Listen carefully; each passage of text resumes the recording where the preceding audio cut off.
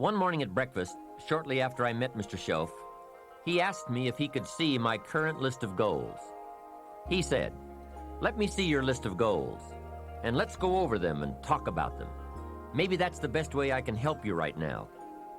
And I said, "I don't have a list." He said, "Well, is it out in the car or at home somewhere?" I said, "No, sir. I don't have a list anywhere." He said, "Well, young man, that's where we better start."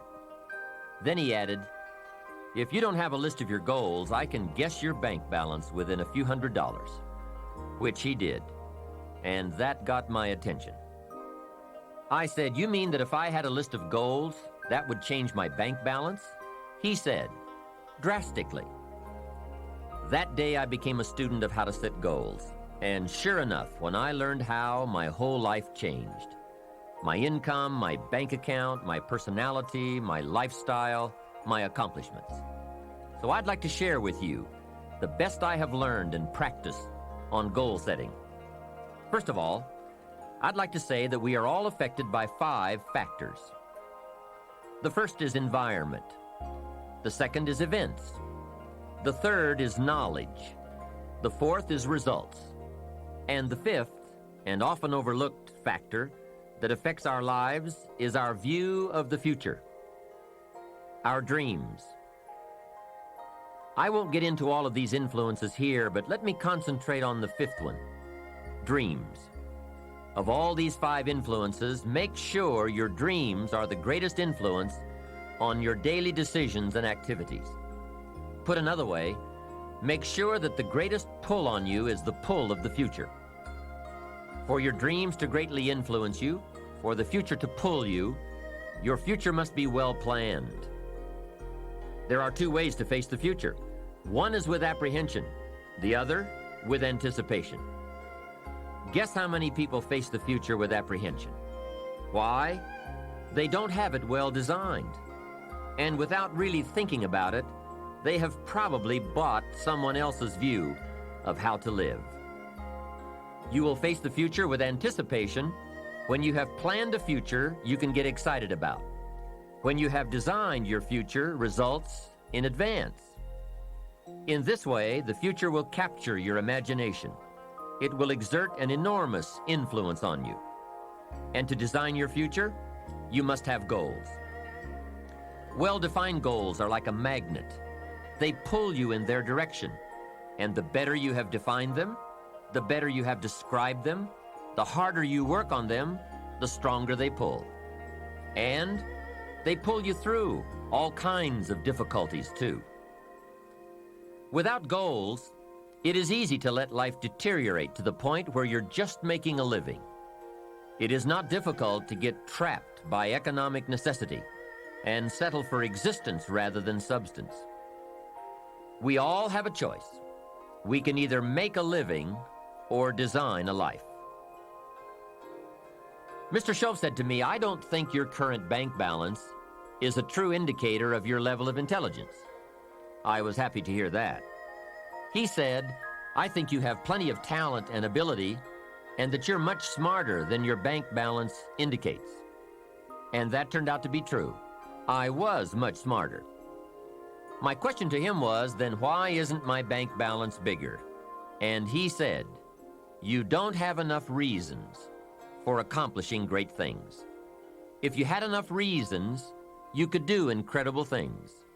You have enough intelligence, but not enough reasons." That's the key. If you had enough reasons.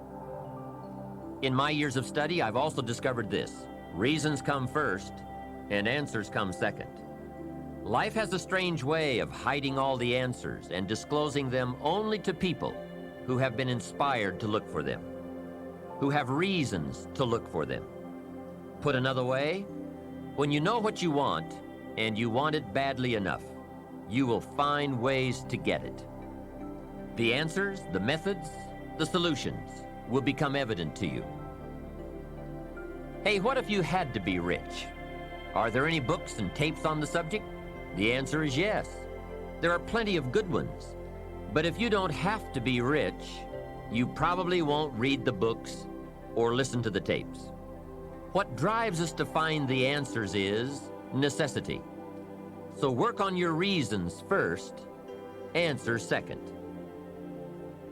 Now, what are some of the reasons for doing well? It varies from person to person. I'm sure that if you did a little soul searching, you could come up with a fairly strong list of reasons why you want to accomplish great things. There are personal reasons, sometimes uniquely personal reasons. Some people do well for the recognition. Some do well because of the way it makes them feel. They love the feeling of being a winner. That's one of the best reasons. I have some millionaire friends who keep working 10 to 12 hours a day, making more millions. And it's not because they need the money. It's because of the joy, pleasure, and satisfaction that come to them from being constant winners. To them, money is not their main drive. It's not the money. It's the journey. Once in a while, someone says to me, if I had $1 million, I'd never work another day in my life. Hey, that's probably why the good Lord sees to it that he doesn't get his million. Because he'd just quit.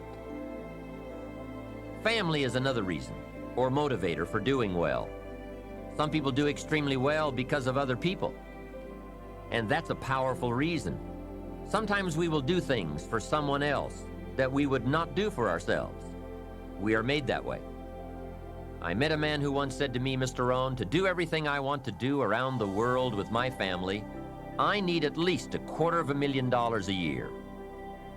I thought, incredible. Could a man's family affect him that much? And the answer is, of course. How fortunate are the people who find themselves greatly affected by someone else. It's powerful. Benevolence, the desire to share, can be a powerful reason for wanting to achieve. Some people do extremely well gathering up resources, so they can then be benefactors. When Andrew Carnegie, the great steel magnate, died, his desk was opened, and in one of the desk drawers was found a slip of paper. On that slip of paper, Mr. Carnegie had written his goal for his life, and he wrote it when he was in his 20s. On that slip of paper, he had written, I'm going to spend the first half of my life accumulating money. I'm going to spend the last half of my life giving it all away. That's terrific. He was so inspired by that goal that during the first half of his life, he accumulated $450 million. And during the last half of his life, he gave it all away. How powerful. What has you turned on? What has you getting up early, hitting it hard all day and staying up late? What has you inspired? Next question, what's got you turned off? When I found the answers to those two questions, my life exploded into change. I finally found out what negative philosophy of life I had allowed to limit me and had me turned off. And I got that cured. Then I found a long enough list of reasons to turn me on,